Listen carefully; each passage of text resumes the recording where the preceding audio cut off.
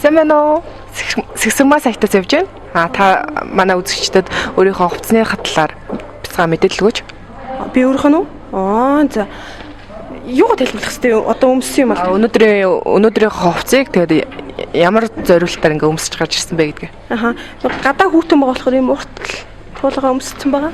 Тэгээд энэ оролт байгаа юм. Оролт байна. Тэгээд өмссөн юмтайгаа тохируулаад цөмхөө барьсан байгаа.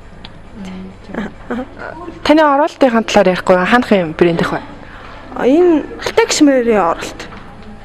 Хэр удаа хэрглэж байна? Та хязаа авсан бэ? Оролт юу? За оролт одоо жилийн өмнө авсан. 2 дахь жилд гэж. Та дотор хувцас одоо шүбнийхөө дотор хувцсыг харуулахгүй. За. Дотор байгаа хувцас. Энэ болохоор нэг пижак байгаа.